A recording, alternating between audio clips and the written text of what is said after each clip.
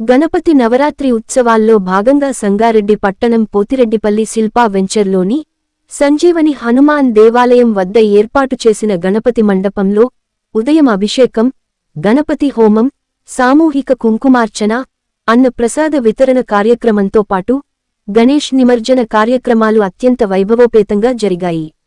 9 రోజుల పాటు నిత్య పూజలు అందుకున్న గణనాయకుడు ఆదివారం గంగమ్మ ఒడికి చేరాడు. ఉదయం అభిషేకం, గణపతి హోమం, సామూహిక కుంకుమార్చన కార్యక్రమాలతో కాలనీలో భక్తిభావం వెల్లివిరిసింది. అనంతరం అన్నప్రసాద వితరణ చేపట్టారు. ఈ కార్యక్రమానికి స్థానిక నాయకులు, భక్తులు పెద్ద ఎత్తున హాజరై తీర్థప్రసాదాలు స్వీకరించారు.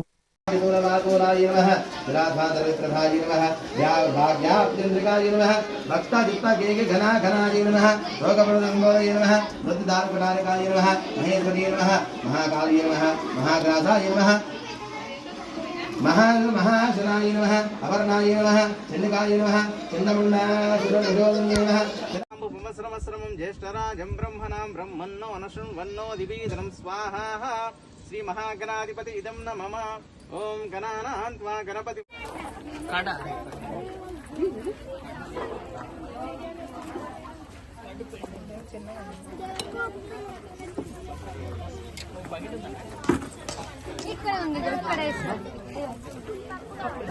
ఒకటే బకెట్ ఉంది, ఇంకో ఉందా? చాలా చాలా పొయ్యి మీద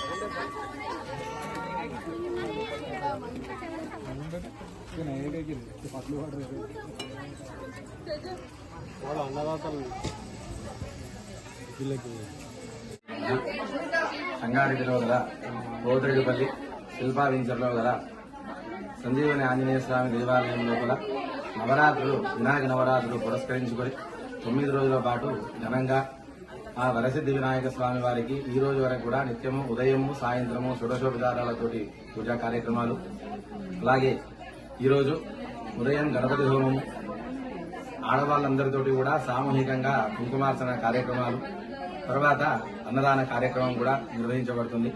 ఈ రోజుతోటి నవరాత్రుల కార్యక్రమాలు మొత్తం ముగిసిపోయాయి కాబట్టి ఈరోజు సాయంత్రం భక్తులందరితోటి కూడా కోలాహలంగా ఆ వినాయక స్వామి నిమజ్జన కార్యక్రమం జరగబోతున్నది.